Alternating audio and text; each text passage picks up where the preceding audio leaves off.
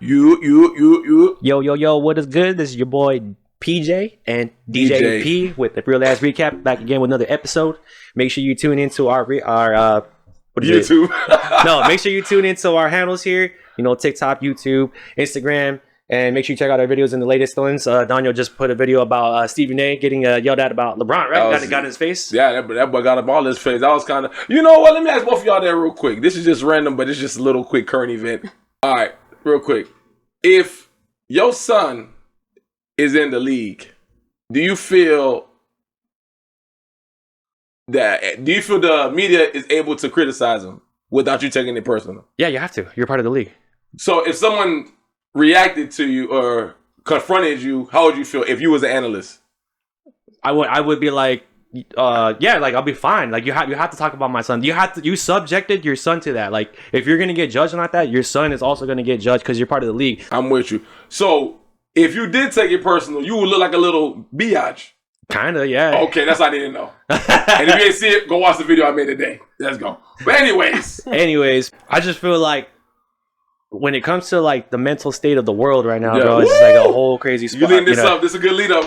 No, I'm just saying because I'm only saying this. It's just like, so at work I overheard a girl talking to like another girl about her like relationship and everything. Yeah. And like I don't want to put her in business like that, but I'm just like, man, like the type of like relationship problems that exist now are on a whole different caliber compared to back in the day.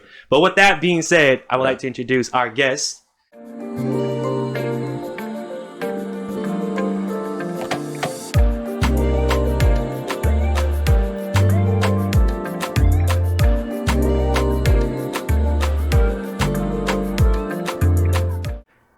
Hayley, introduce yourself, madam. But before, this is a friend of mine. I've known you about 5 years. A while now. Friend of a friend. Now she's official, like a ref with a whistle. Hey. She got her license. I'm going to let you tell them what you got in. But you introduce yourself. Who are you, bro? Yes. I'm Hayley. I'm a licensed marriage and family therapist. Hey. And now I have my own business. I just started my private practice. And thank you. Gotta give your horns for that. Hold on. What's your private practice? So do you have a company name and all that stuff? Yes. Root to Rise Counseling Collective. Root to Rise? Yeah. Root to Rise. Where'd you get that name from? I was in yoga one day and I was like doing a downward dog and I was like, wait a second. And she like went through the whole thing and she's like, and then now you root to rise. And I was like, wait, this is it. So let me ask you, because this is crazy. I'm so glad we got you finally on the type of episode like this. And I show you the video about the female perspective guest that we had. That caused a whole controversy from the male perspective that we had. And then before the podcast, I told you what he said and everything. So yeah, I just got to start it off. So what got you into the whole therapy world? What made you get into specialize into relationships? Nice. Yeah, that's a good question, a big question. I think with most therapists, right, they go through their own shit, their own experiences. And then at the end of the day, they want to help people who have been through things like they've been through. So that was part of it. And I started my undergrad in psychology. I then moved out here. I worked with teens. I taught sex ed for a while. I did. I did. Like bananas and all that? Imagine. The bananas. Yes, imagine Miss Hayley with her bag of wooden penises. Oh my God. Like, it was a whole thing. That's crazy. Has the health lesson from when we've been to school since now, has that changed? Oh my gosh. Because like, we have all these genders now and like, different sexual orientations. So yeah. That's true. I mean, even this was like 10 years ago when I was teaching that. Okay. So a lot of the same, a lot of different, both, but it was a lot of fun. And then all of that kind of led me back to going back and getting my master's after being a personal trainer forever. And and I always wanted to work with couples, so here we are. I'm about to say that because you was doing, because I met Hayley when Hayley was doing fitness, boy. Black Panther little sister. And then you stopped. Like, what made you, because I don't know that you used to do the fitness thing. You still in great shape and all that, but did you kind of slow down doing the fitness to do this? Or you kind of like, like how's that balance with that? I still worked, my whole fitness ran that company called Alpha Movement, had my fitness career as I was in school. Yeah. And then slowly tapered off that when I started therapy. Well, I got you, dog. Yeah. Was it an easy segue from like fitness to therapy? There's more things in common than you would think, right? Because it's a lot of one-on-one things. It's a lot of like everything's about relationship building. No matter if it's a fitness client, a therapy client, right? Everything's about building that relationship, keeping that commitment to the work. And so there's a lot of crossover. Oh, man. So what made you do marriage? Because when I met you, I look at Hayley like a little introvert. Hayley to me, she's a little quiet type. She don't like going out. You don't go like that either. So I'm like, wait a minute. When you became you're social, but what made you go? Because some people do therapy for other stuff, but what made you go into marriage? What is it? Marriage counseling? Specialize in marriage. Yeah, specialize. There you go. Big word of the day. Is it marriage or just relationships? So you're called a marriage and family therapist, an MFT, but I work with all kinds of relationships, but I also work with individuals, right? People who are single, people who want to be dating and find relationships.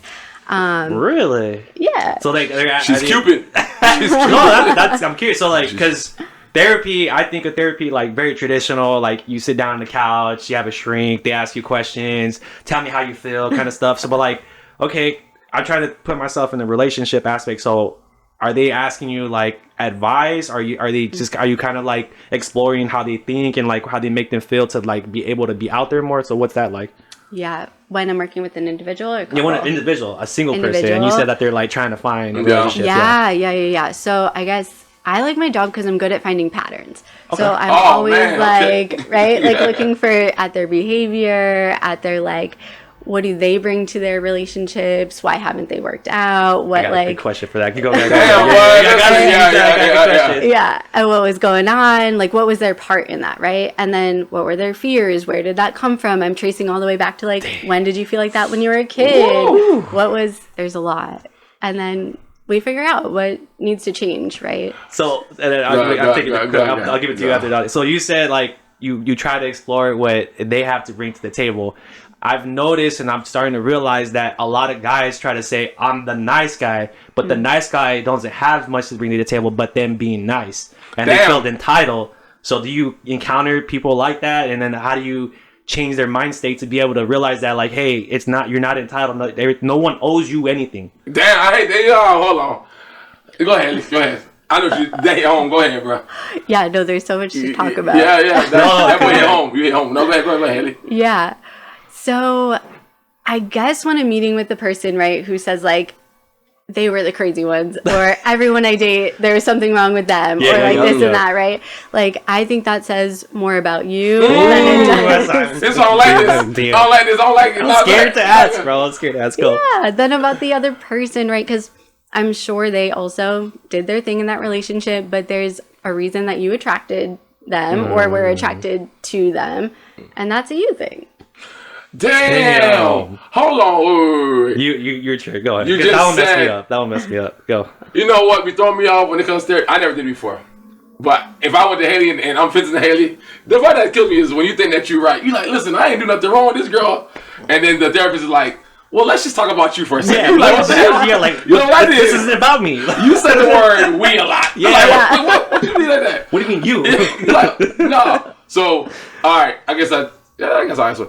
So when you encounter people like that, do you, like, how often do you deal with combative people where it's like, it ain't me? Because I feel like people got to be vulnerable, but people really don't be taking accountability. There you go. You in the dictionary today? I was ready for this one. I was ready for this one. Yeah, so how do you deal with combative people where it's like, I don't want to hear that crap? You know what I'm saying? Like, how you deal with that? Or do you think you have to break people down, like, over weeks, like, all right, let me break this person down because this person is very combative, defensive. I think that happens more when I'm seeing couples than it does with like individuals, right? Because at least individuals, I'm gauging over time, like, okay, how do they feel about me? How direct can I be with them? And it's a one-on-one. Right. Yeah. Like, are they ready for that? If they're not ready for that, I'm not going to push it. But if we have good rapport, I'm going to say, hey, you've mentioned X, Y, and Z this many times now. Damn. What do you think is really going on? Listen, I stutter, so I'll say all the words too many times. No. So I always look at it, and I'm going to just use me. I always find it awkward, like, all right, I ain't going to. Especially black people. I mean, I think you let me know if maybe it's just men or maybe black people. They always say black people don't like to go to therapy. It's just I think it's more of a like minority based. Maybe you can answer that, but like, do you feel like minority men are more against therapy than like Caucasian American men? Like, damn, that was a good question. Yeah, that was a good question. Yeah, it may just not be as normalized, right? And like more BIPOC communities, either like it wasn't talked about, it wasn't seen, like, so then it just feels unknown, right? Similar to your example of like therapists just ask you all the how do you feel questions, taking notes the whole time. Like there's assumptions, there's stigmas, there's like people think there has to be something wrong in order to go to therapy when you could just want like an outside opinion, right? And that's a good enough reason to come in. So let me ask you. Now, people usually start. I got a friend that does therapy. We all know. We ain't gonna say no names. And he goes every week. Since I know him for 6 years, I'm like, damn. I said, bro, when you ever gonna be done going to therapy? Yeah. And he's like, never. I'm like, okay, so I don't mind, do your thing. I'm just like, so you just go forever? Like, do you feel like you need it? He's like, yeah, I need it all the time. I think he's more severe for personal reasons he has. But when you do take on a client in your brain, is there ever like a graduation day? Like, all right, like we don't got you through that situation. You was depressed because the girl left you, or do you just feel like, hey, I'm gonna just keep? Do you feel like it's like a lifetime subscription? That's a good way to put it. There you go. And it could be, I guess, we're setting goals constantly, no matter who I see. Yeah. And so it can be one of those things when, they hit their goals. It's kind of a chat, right? Of, do you think you're kind of ready to pare this down, do it on your own? Yeah. But it varies person to person. And I think sometimes they just get used to like having me in their life, and so do they text you outside of work like, hey, I got that job, hey, thank you, Hayley.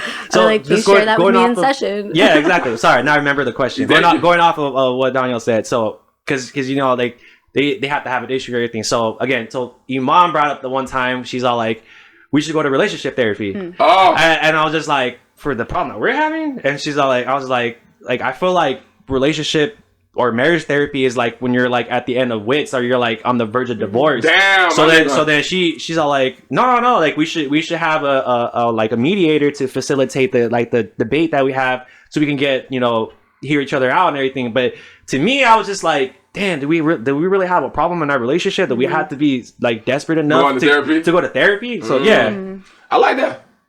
What do you think? I think it's harder to work with couples who wait to that point, right? Damn. So they're like at their wit's end, or it's like, this is the last thing, and if it doesn't work, then we're over, right? Because then, one, that puts a lot of pressure on me, and I'm not trying to take on that pressure. But also, like, that puts a lot of pressure on the couple too, right? So I rather people come in when they're like, okay, we've been disagreeing for the same thing for a while. Right. And it doesn't mean the relationship's done, but like, we need some help.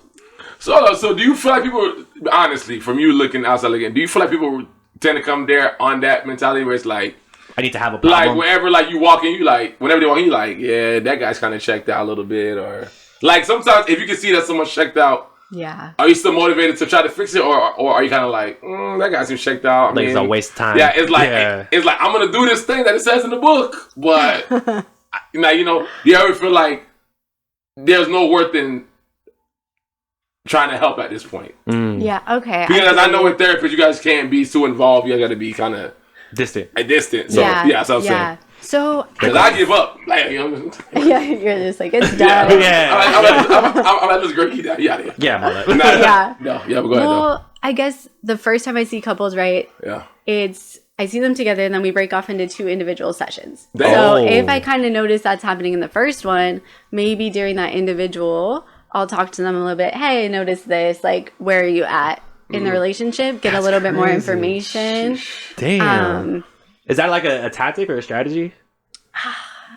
I mean, maybe you could call it. So that's your tactic or strategy. It's pretty like typical, I guess, in like couples therapy world.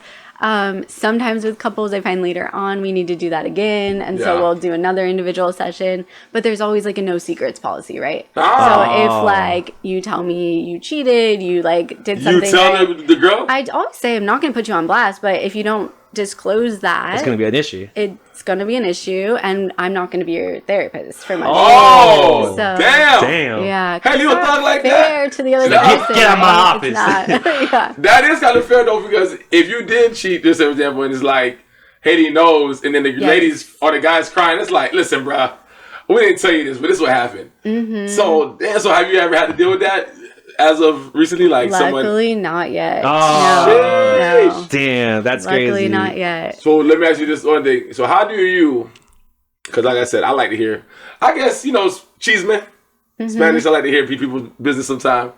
So therapy is not for me. But how do you, because I know some stuff be really juicy, like, ooh, how do you keep from getting too involved into it? Like, I would have been like, listen, girl, did you hear what he just told me? Plus, I know therapists, you guys don't ever, legally, you guys will never talk about it outside of the that. client. So you walk around with all this information, boy, you all this stuff in your head. Yeah. It's like a little movie to you, huh? You be like, damn, I see this one movie. But how do you keep from? Are you talking about Inside Out? Wait, no. What, Inside Out? What's the movie with all the characters? Inside Out. Inside Out. That is Inside Out. Inside Out. But I'm saying, like, how do you keep from, I guess, getting involved to the point where it's like, because some people are, and I'm not saying this to be like that. In today's world, you have women that are very female power and like that. So some women that really get their emotions in it, boy. Yeah. But how do you keep from like, all right, this is just my job. I'm not trying to get too involved in this. Sometimes it's hard. But, sorry, is that a Wisconsin thing? Yeah, no, that's not like Cali Valley. Low key. No, what you were saying, it was hard? Yeah, it's hard. Sometimes it is. Sometimes it's a challenge. But, I mean, at the end of the day, I'm only one person, and they're going to have to, do the work too. So I think I just tell myself that. And I don't know. I feel you were kind of saying maybe, I don't know if you were alluding to some maybe female therapists, like get a little bit more on the female side. It typically seems more like a female power, like, you know what? The guy's wrong. I'm like, damn, but they won't say that. Yeah. But you will see, you like, yo, you kind of favoring this female a little bit, you know what I'm saying? Yeah, but go ahead, though. Got you. Yeah. Well, I mean, I guess that happens, though, in some sessions. I'll tell them, like, okay, hey, I'm really going to lean in because it sounds like today, like, more is coming up on your side. Oh. So, like, if I'm directing more attention to you, like, sometimes you need to because you're the one getting stuck in this moment and your partner is being responsive or being engaged. Gotcha. So I'm going to be a little bit harder on the person who's having more trouble. But as far as, like, picking sides, I don't know. I feel for the men a lot that come into that. Damn! Look at you. I do. So then I guess based off that question, well, like what are the most common relationship problems couples face? Like at least from like the male perspective. Damn, Johnny, you came with the fire today. That's a great question. That's a good question. Yeah. I mean, people come in, right, and they're usually saying, they say two things. It's a communication problem or it's like conflict resolution issues, right? Which is kind of an aspect of communication. But I don't know if I fully, like, there's so much more. Yeah, deeper into that. the fact, Yeah, I think, like you were saying before we started, it's a commitment problem, it's a trust problem, it's an honesty problem. I guess then maybe you can tell us, so, like, what is one mistake people make early in the relationship that kind of sets them up for failure? Johnny, you watched the movie? Sheesh, Good go ahead. question. He watched the movie last night. I know. Go ahead. I think it's knowing what you know from the beginning is going to be a problem. Like the other person? Yes, about the other person. Not trusting your gut and thinking things are going to change. Damn. And then, well, when they don't, right? Then things being don't change, disappointed. Or being, right? Because you're setting yourself up for failure from the beginning most of the time. Johnny, you opened my mind right now. Way to go. Go. Here. I like what you said. So you know how you said you have pretty much like a honesty thing, right? Mm-hmm. How important, because in today's day, we face a lot of people want different things in a relationship, especially in today. I'm going to just use an example. A lot of times now you hear people talking about being polyamorous, and a lot of times you hear when people do break up, let's say whoever cheated, don't matter. I typically hear females say, you know, if you wanted to just do this, just let me know and let me decide what, you know, whatever. But people tend to fear, like, you know, I don't want to tell her this because this is not normal, or she want to leave me. How important do you think honesty is and good question. In a relationship early on? And do you feel it's kind of wrong for people to I ain't gonna say discipline. Pretty much like discipline, like pretty much react. What I guess I'm trying to say is like if I tell you the truth, but there's a consequence to what I told you. Because you know sometimes I might say, I'm just using an example. Hey, I want to be polyamorous, for example, and the girl's like, "What? You want to do that? I'm done. Go find." You're like, "Damn, I'm just being honest with you," and that's what a lot of guys saying to just hold back. And it doesn't have to necessarily be that, but people just don't say to be honest because they're a fear of the consequence. Sure. So how do you feel about? I'm gonna be questioning. How important do you think it is to be honest, straightforward, honest in the beginning? And do you think it's right for women or men to, I guess, react negatively to whatever you tell them when you're being honest? Like there should be like an open space that anybody can be honest. It shouldn't be you told me this, I'm out. So go ahead. Sure. Well, I think that's a risk you take though, right? Like gambling. Yeah, there's always going to be a risk, but like if that's your value and you're just aligning with your value, like it's gonna come out no matter what, right? It's either gonna come out at the beginning, whatever's in the dark comes to light, bro. That's true. It's so gonna true. happen. Yep. There's no way it's not going to come up in the relationship later at some point. Do you think it softens the blow if they tell them early on, besides like later on? Oh. Johnny, that was good. I like what you said. Absolutely. If you tell them early on, does it soften the blow? Does it soften the blow? It at least gives them an option, right? To be open and like ask you and be curious. Okay, why is that important? Why do you want to do this? How this is going to impact the relationship? Yeah. Right. But if you don't give people that opportunity, it tells you a lot about them too, right? If they're just going to say, no, I'm done, that's fine. That's their boundary. You took that risk. And they're probably not your person anyway. So then, how do you know like when is the time to walk away from a relationship? Johnny wrote. He watched Sex and the City last night. Go ahead, Doc. I guess with the couples that I've worked with, I've seen. I think it comes down to when one or both people are not ready to change or unwilling. I should say unwilling, actually, right? Because sometimes when they still want to, maybe they just don't know how to. Or they're not ready That's to. different. Yeah. Dang. Or like readiness. But if they know for sure, like I am unwilling to change. What's the point? What are you going to do? I like, once I finish, you say so. No, like then the other person, right, has a choice. Either I stay in this relationship with someone who's unwilling to change, knowing that they're going to stay the same and I can't have any other expectation, or I don't, and I have to make that decision. Okay. I'm going to ask both of y'all a question. Go. That was so good so far. Good so far. I got to stop going up. I can't do this. Anyways. Oh, you wearing socks, man? No, so, you know, obviously all of us, at one point we were all single, dating, whatnot. So like I said, at some point, all of us, we were all single at one point. Fine. We all went through relationships, broke up. Have you ever experienced a relationship where either you were the person that's like, I know this person's not good for me, but I think that they're going to change. And then like you stuck through it. Oh, bro, I think we all done that. Okay, yeah, that's crazy. Have you ever had someone do that to you where you're like, this person really like me and I don't want this, right? Mm-hmm. So how do you feel? I'll go Hayley first and I'll go for you, John. Okay. How you feel that situation? Obviously, we ain't therapists, Hayley is. But as a homie, how you feel that situation? Like, do you feel like people be naive to the fact that, like, they think they could change somebody? Yeah. Like, because, like, when I think, yes, and then another thing, too. Like, yes, like, you see them and you're like, bro, what are you doing, dog? Like, or, like, even the female, but, like, being in that perspective, because I knew me being in that, like, experiencing that, it's hard to see it inside in rather than seeing it from outside in. Yeah. Like, because, like, you as a homie, you'd be like, Johnny, why you doing, bro? Like, why are you doing this? But, like, I can't see it because I'm in a relationship. So the third party perspective is always the best party to give you, like, hey, bro, like, I'm seeing it different from, like, outside in. It doesn't look good, bro. So, do you think, Hayley, and you can add this with your... Actually, no, go ahead. Give me an answer to that. Do you feel like people are naive to believe, like, you know what, this person gonna change for me because it's me? Do you think people are naive, or do you see that within therapy where it's like, this guy told you he ain't gonna change? Yeah. So what do you do in that time? Are you like, okay, Keisha, listen? I mean, they don't want to. I think when people are in that position, they don't want to hear the truth, right? That's why. You sound like these people? What's that? Is this your tone of voice when you talk to people? I'm just asking. I don't know. I'll be mad as hell like, Hayley. I'm like, listen, you sound like that. There's no hope right now. And go ahead. You said it's like I usually bring it up as a reality versus fantasy thing. Right? Like, you have this fantasy of, or potential, right? People call it potential most of the time, of like, I know this person has the potential. I've seen it before. I see them do it in other areas, blah, blah, with friends, with family, da-da-da. Why don't they do it for me? Like, I know it exists. Yeah, yes, yeah, that's especially crazy. that, right? But like, the reality is they're not doing that for you. So what do you want to do with that reality? And I think that's a hard truth for a lot of people to like have to face. So do you think, now this is both of y'all, because it's, again, getting older now, you know, when you're young, man, you like somebody because they cute. Yep. Or they're the captain of the football team, or she a cheerleader. Varsity team. Whatever it is. Lacrosse. Debate. All that. Student council president.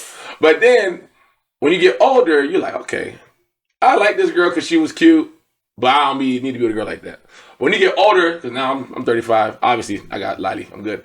But I found myself back then, before I got Lily, I was like, man, I like Lily a lot. I was like, bro, it's not even the looks thing no more. It's just like the other qualities. So the older we get, and maybe this can apply within therapy, do you feel like people still hold on to the idea of like, well, I like that guy because he's cute, or that's my, you know, high school sweetheart, or damn girl, like, look at him, he like fine as hell. Do you feel like looks matters less? Yeah, no, like people still think that looks mean a lot. Oh, because sometimes I see a couple, I be like, they ain't the best looking couple, but they work well with each other. Though. They go together. Yeah, that's what I'm saying. Yeah. So, and then I think some people get stuck in that with today's dating, where a lot of females, like I watch these little fake YouTube dating shows. It's like pop the balloon. Yeah. He not my type. I'm like, girl, but he's a damn plumber. He got his life. No, but like they be finding some stupid ass reasons though, like, oh, your chain is it's facing the wrong way. I don't like it. But that's what I'm saying. Like, come on, no, they don't have a real reason. I'm just pretty much saying it's like at these ages, we're all getting older. So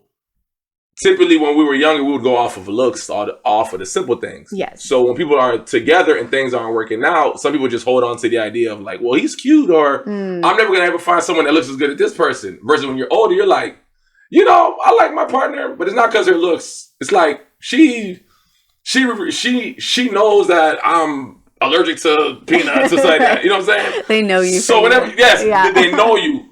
So sometimes do you see that where you're like, this person you're holding on to, like you said, to this fantasy versus reality? Yes. And when you do see that, do you just call it out like, hey, listen, you ain't really in this for the right reasons right now? Yes. Kind of like do you like them for who they are, or do you like them because of they're next to you, like alongside you, like that kind of thing? Yeah.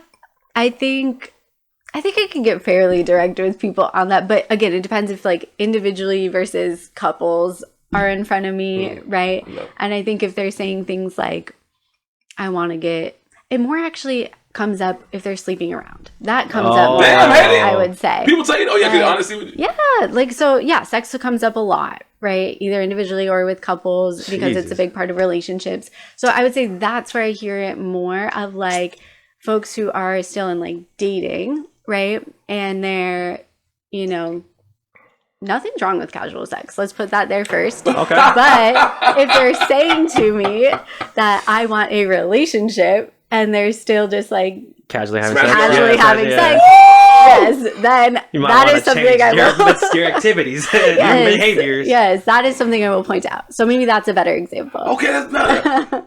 Okay, I like what you just said, because you said the casual sex thing and all that stuff, sex. So listen, how important do both of you think sex is in a relationship?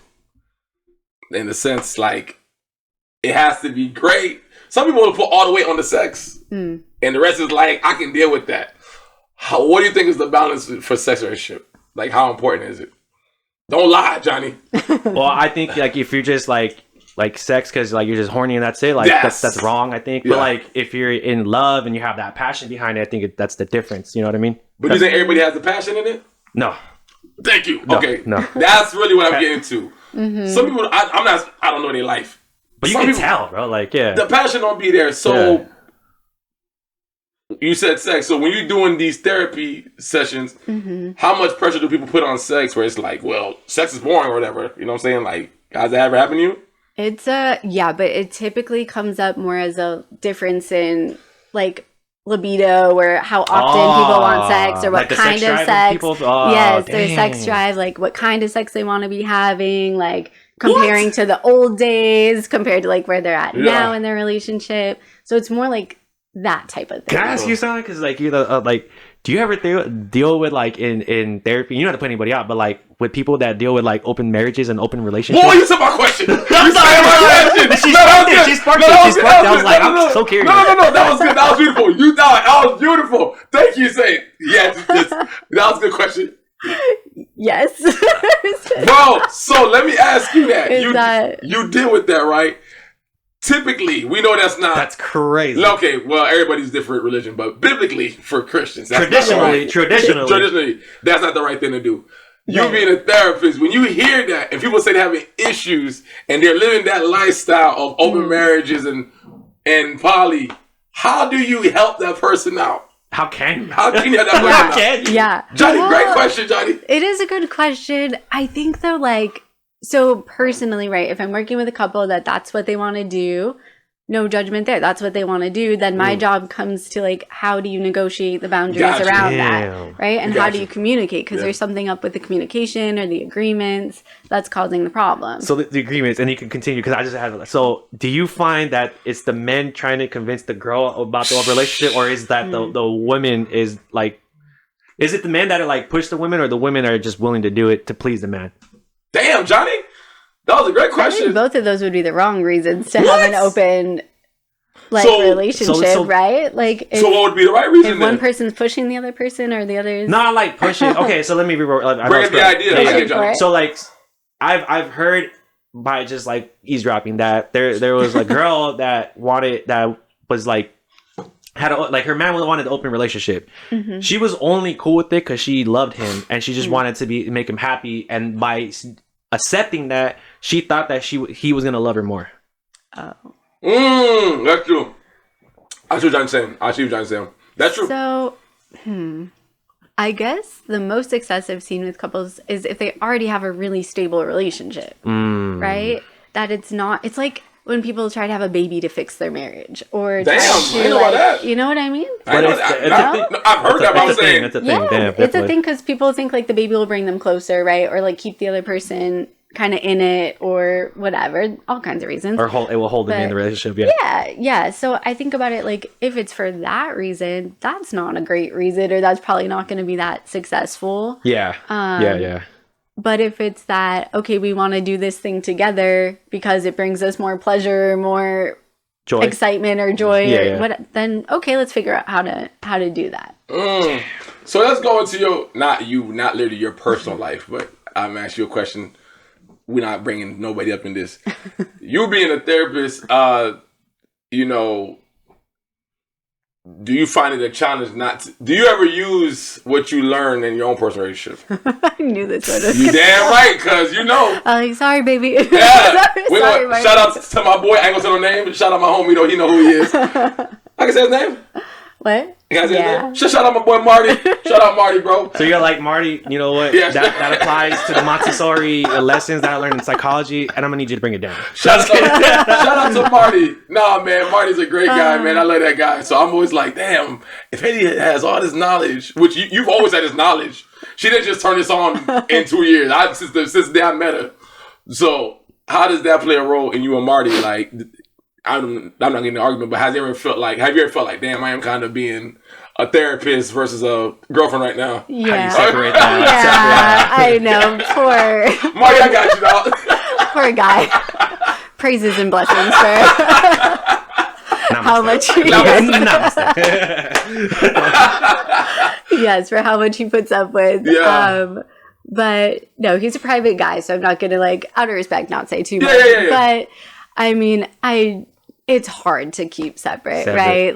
But I try my best. No, that's an honest answer. I try my best. That's an honest answer. I love it because I'm always like, damn, can they turn it off sometime? Or, and like I said, I mean, I dated a girl before that was she was going to be a therapist. I was just like, yo, I like you, but you can do a little too much mind trickery on me right now. I always felt like I was always wrong. I'm like, am I wrong? Am I right? I'm going home. I'm taking notes down. Okay, I'm stubborn, but I don't think that's the therapist part of me. I think that's just who I am.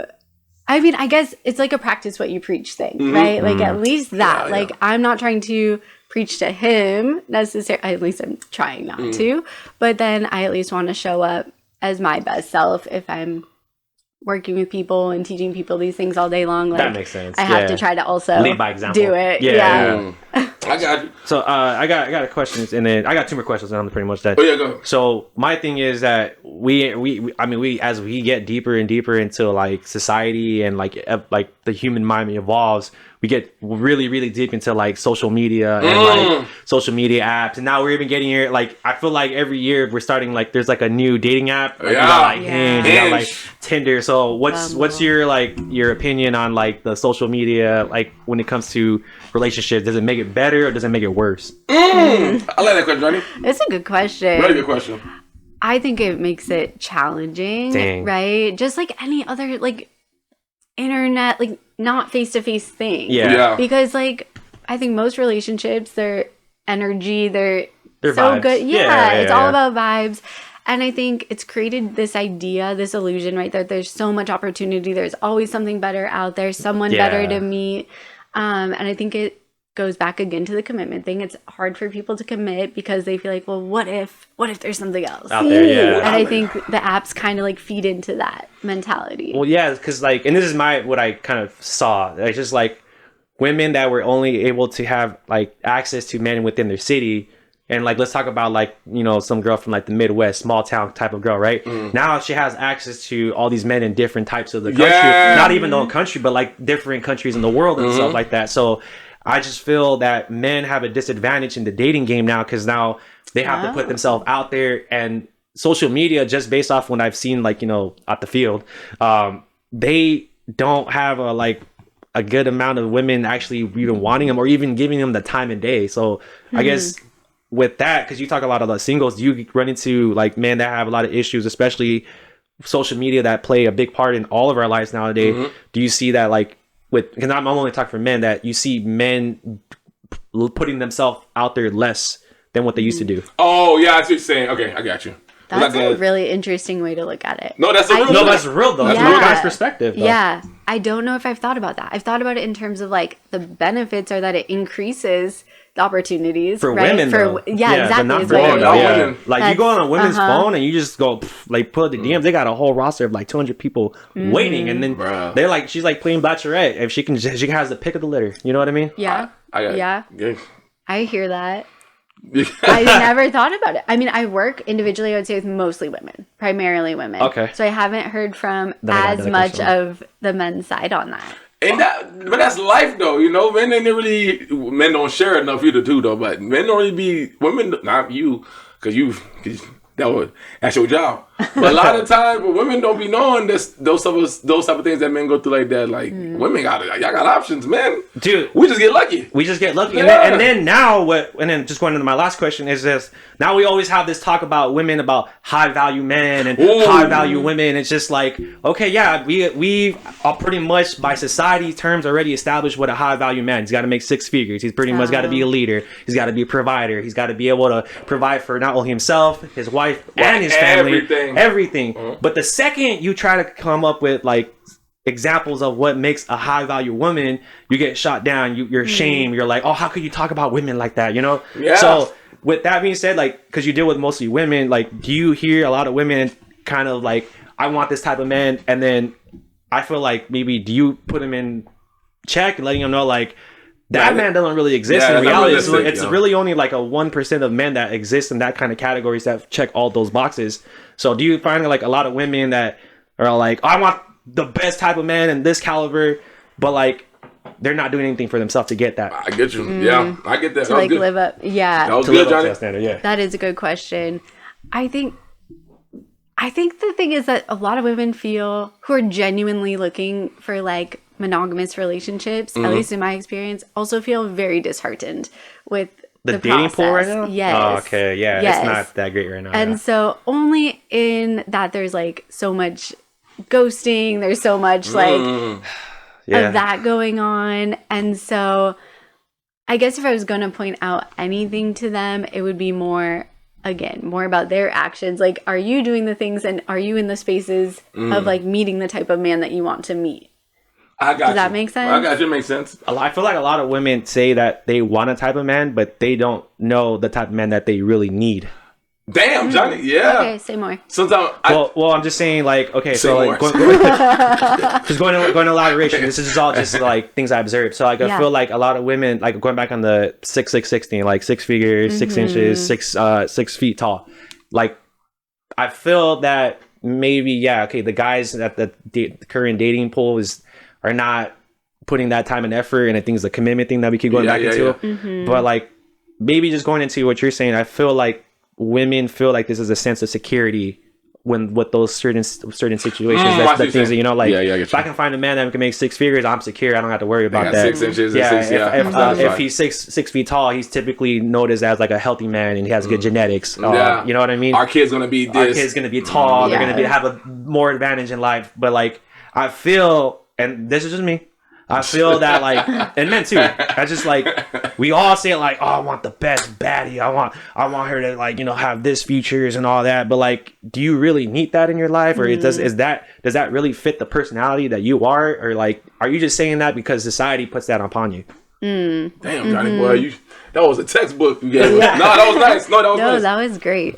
I mean, I guess if it's like those kind of women coming in saying those types of things, right? I guess on the surface, you're saying they seem like very superficial things that these women are asking for. So maybe ask them questions like, well, how would he be as a dad? Or how would he be as like a partner who listens to you, knows you, like, you know, how's his emotional availability? And like, you know, maybe asking someone more of those questions to get like, who is he versus what do you just see in him? Yeah. Okay. Well, so, those are my questions. Those are good. Yeah. Now we're gonna take it down because now I need to talk to Hayley, my friend, Bill. No. But we can pick up your leg on your knee. I can't. I can't stretch. I need your fitness class. Nah, but I was gonna say, because you said something before I go to my last few questions. As a therapist, when you hear someone say they ghosted somebody in your brain, what's going on with that person? Oh, why they can't just be like me? I don't like to ghost. I like to be like, listen, because I don't like hide and go seek. I don't like communicate. Yes, I don't like ghosting you. Saying that goes big, but it's not at the same time.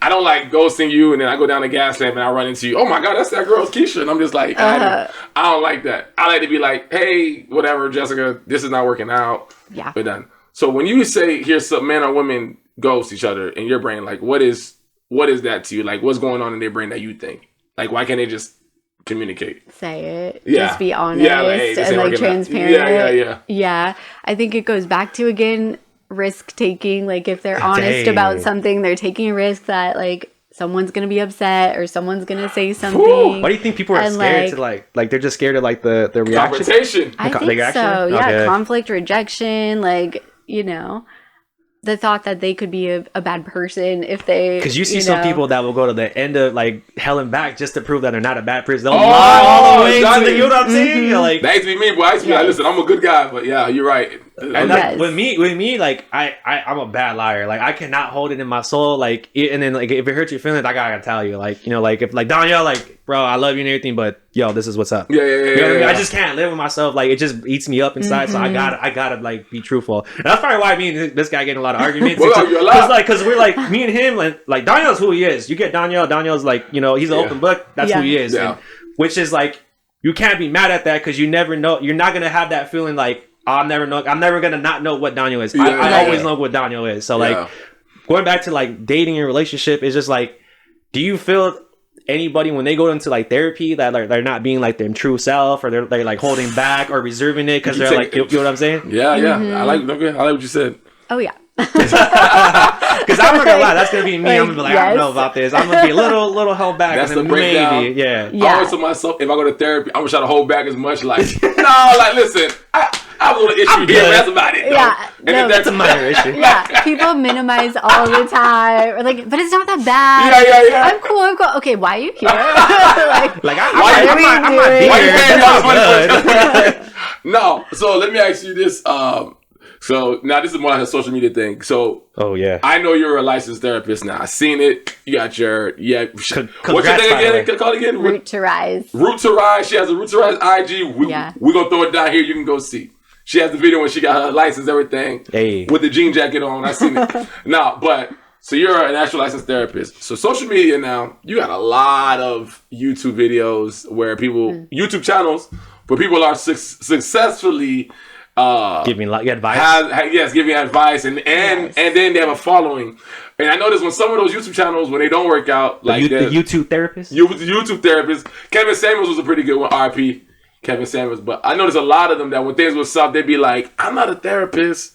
Or, and I feel like, how do you feel being a real therapist and seeing a video of someone trying to give advice? It's like, it's not really the best advice to be giving somebody. Yeah. Like, does that piss you off? Or you just like, what the hell are you doing? I think sometimes. No, I'm not saying that you get mad at the people, but it's just like, it's probably not the best advice I give. Yes, because it's not like a one-size-fits-all thing. And I think a lot of the times, too, like, what makes therapy so cool is that you go in there and it's like, yes, you can talk about it or you can give someone advice or, like, you can hear something, but it's different, like, sitting in a room and then feeling it, right? Like, if I have a couple and, like, they're going at it and, like, you get the advice from one of those talks that says, like, okay, take a break when you're getting too upset, right? And we talk about break taking too, but maybe I like slow them down and I say, what did you both just notice about what's happening? And like you kind of hit on their vulnerabilities that you can't get from just listening to a video about it. Yeah. Got you.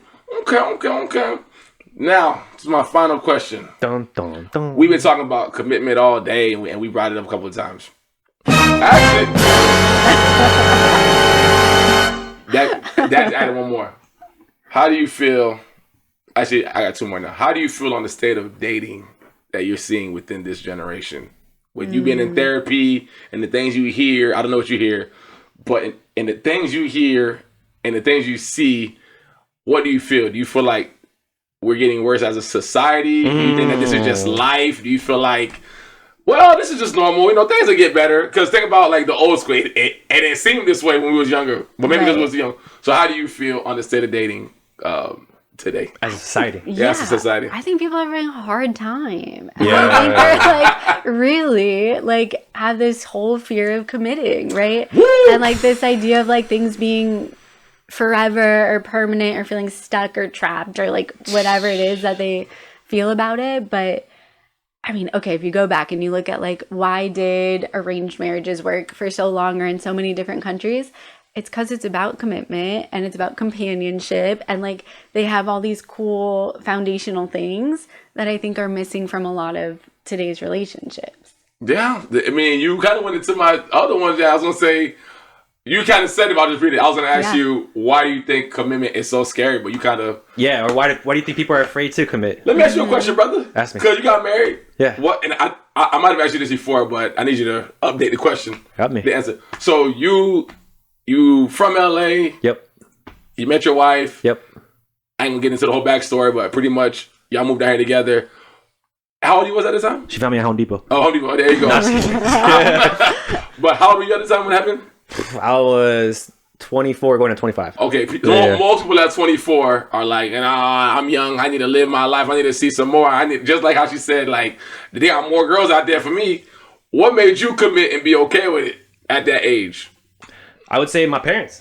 Okay. My parents are married. My dad always showed love to my mom physically in front of us, and always showed that like they get in fights, bro. They cuss each other out. But like at the end of the day, they're able to come together and still love each other and still be together. And so like I've seen that. So like even if like my wife now, like we get in debates, but it's never like crazy like debates. It's just because like, and I'm not trying to be cocky, but like we're two like intellectuals and like we like to have deep conversations about politics and all that. So it gets into like a friendly debate rather than like a confrontation. But going into your question, it's just like I'm a old school soul, bro. Like I'm very traditional, and like I've never been the type to or even been capable to have multiple women at once. Like I just never had that caliber, and I've always loved to be in a relationship.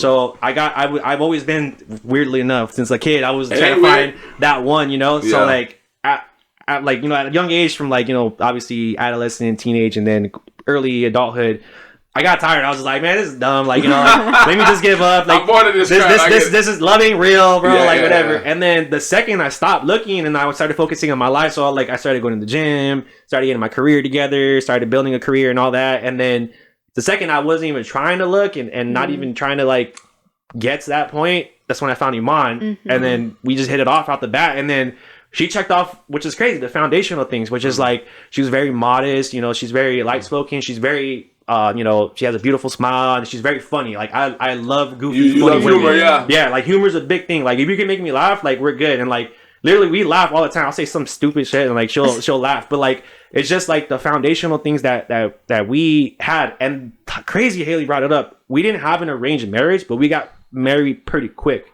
Yeah. We didn't really have a relationship like boyfriend and girlfriend because her parents were very traditional. So I will never forget this date. Like we probably dated like less than a year, probably even less than that. Damn. And then she introduced me to her parents.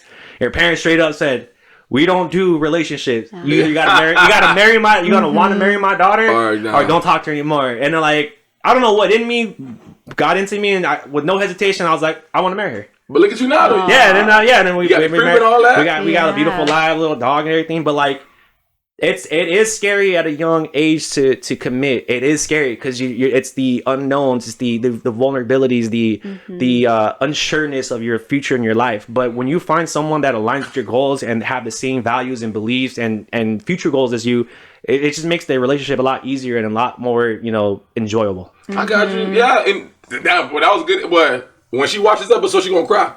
But no. Oh, I'm gonna make her watch it. No. But Hayley, and you know, just at that we wrap this up. Like I've known you 5 years. I feel like Hayley's always been like relationship type. Like, you know, we got homies like, oh man, Hayley bad, but Hayley's always just like, oh, I'm cool, chilling. And then it's like, you know, she date for real, and then it's like, damn, I'm be like, what the hell? Because ain't most girls like that, just like your wife, you know, Lolly too. Yeah. I'm always like, damn, there's less unicorns out here these days. But for you, like, you know, just going the whole commitment thing, because I know you've always been like that. You know, like what kind of, I guess you could say, like I said, same thing. Like, I've known you since you were like 20, 29, 28, probably. Yeah, I'm 33 now. So. Then you gotta put her age like that, bro. You gotta put her age like that. I said since. You know what I mean? I'm saying is what has always kind of made you be like more like I'd rather be in a commitment than just loose as a goose out here. Because some people they just fall into it. Like some people just like, I like this girl, we're dating, and then we see what happens. You, Johnny, too, y'all seem more like look, we either doing this or we ain't doing this. Yeah. Me, I walk into that mofo like, listen, we hand in hand all day, but let's see what happens. Nah, but go ahead though. I feel like, okay, you know me, I'm big on like, I like to know what to expect. Yeah, she don't want no surprise, but yeah, not big on surprises. So I feel like from most relationships that I've started from the jump, I like to know the expectations. I like to know like how we communicate, how we vibe. She's like, what's your 5 year plan? You be therapying on it. So like, let me know your weaknesses and your strengths and your 5 year plan, please. Yes. What's your credit score? Had to be working off time. No, go ahead. Like, I don't have time for all that. No, but I always wanted someone that like would compliment me, right? Like that would add, because I never wanted this idea of like, you complete me, right? Because I'm complete, I'm good, I can handle myself. Damn. But I wanted a partner, which I feel like Marty is, that like adds to my life, right? Yeah. I and can see makes me better. Fits you perfectly. Yeah, it's like a cohesive, like, yeah. Shout out Palm Beach and Wellington. Yeah. Shout out. Yeah. No, go ahead. Florida. Yeah, and so I don't know. I guess when you were talking to, it just made me think a lot about like the couple kind of like catchphrases that I use the most with couples, right? And I think 2 of them come up. One is like, upset comes from unmet expectations. Damn. So like, right, when it comes down to it, the things that we're upset about, it's because we had an expectation, it wasn't met. I'd be mad at work then. Go ahead though. I'd be upset all my time at work. Yes. Go ahead. I think the other one, right, was like, I always say connect before you correct.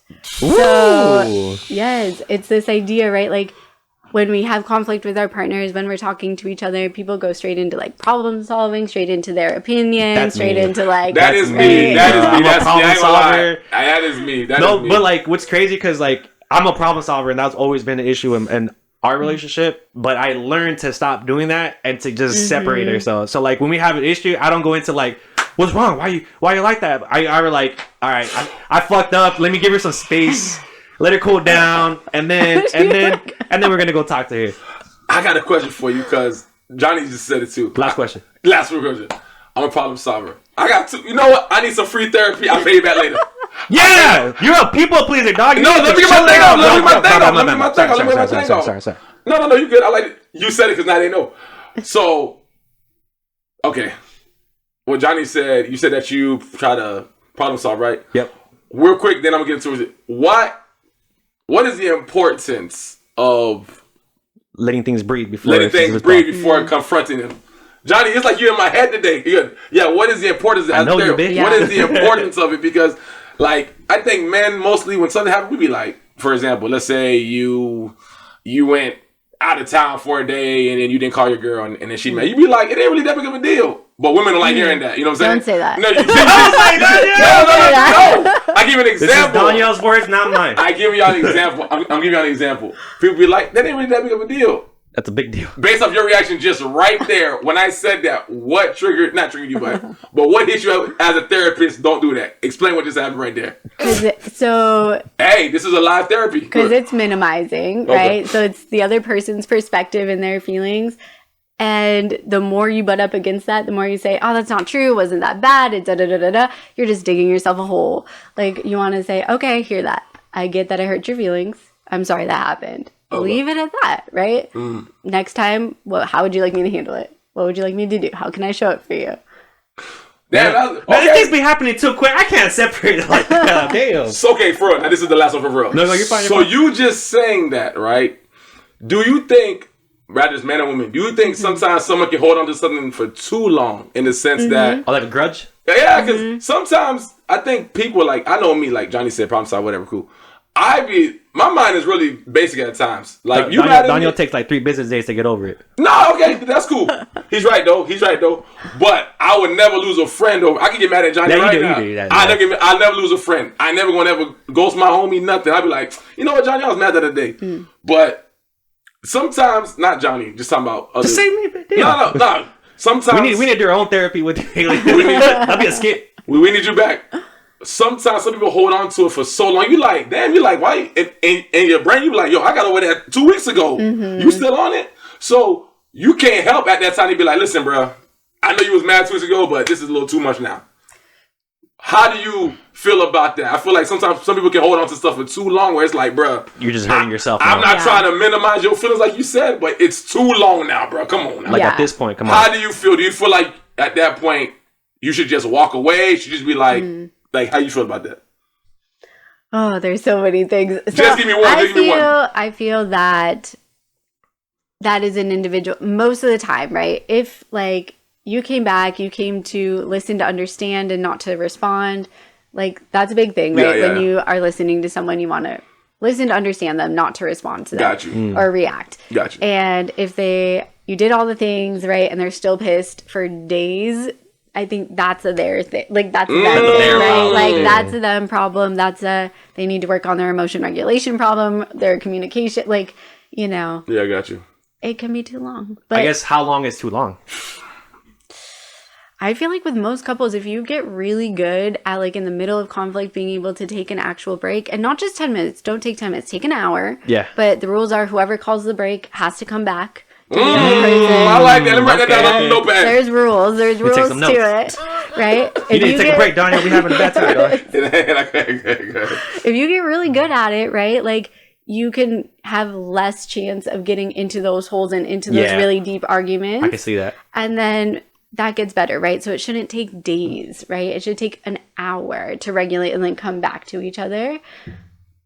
But for some couples, it does. Like they need to work on that, right? Because they're working with like a week of being pissed off at each other, right? And so then we work on like paring that down. So that would always be my issue because I would like problem solve with my wife, and then I've noticed that if we like separate, even just for like 15 minutes or 30 minutes, that little break, I come back and like, that was stupid. My bad. Yeah, that was pretty stupid. Like, my bad. But thank you for coming, Hayley. That was Hayley, a great experience. Round of applause. We got horn. But that was nice. We always like to end it off with our guests here. One, we need you to plug in your social medias. Tell us where you can find you at. Two, if someone was, going to college and wanted to become a therapist and, they were kind of doubting themselves because it's not an easy thing because you have to go through graduate school and all that. And, they're kind of like taking the long way home and, they're just not feeling it. What would you say to those to motivate them to get into this therapy? Because I know therapy is a hard industry to even begin, especially if you're doing private therapy. So one, give us your plugs and everything. And then two, for that person that's taking the long way home, what motivation and advice would you give them? So primarily working on my Instagram right now. So it's at root.to.rise-co. Okay. Wow. We'll put it right here in the bottom. Yes. Office Depot name. I know, right? It's a little, yes. And then you said for anyone looking to come into the career. And they're doubting themselves and they're just like going through graduate school and they're like, this, I don't know if I want to keep doing this. Yeah, absolutely. I would say keep going because it gets better once you're working with real people. Like it's the best. The grad school part is the part that sucks, right? And then once you get through that, once you get through your hours, once you get through all the tests, like there is a light at the end of the tunnel and some really cool people that you get to share that with. So it's worth it. Well, damn. We appreciate you, dog. Thank you again for coming. You finally gave us a perspective. We had the female perspective. We had the male perspective. Now we finally got the professional therapy perspective. Again, thank you for coming on. If you guys have any questions for Hayley, hit her up on her Instagram. If you want even therapy, we can hit her up on Instagram too. She will give you some sessions and, help you out with that. And Daniel, you got anything else you want to say, man? Hit that like button. I think there should be a lot of comments on this one. Subscribe, please. So much therapeutic stuff. Subscribe. If you're watching this, you're not subscribed. That's effed up. See y'all next week. Peace. Peace.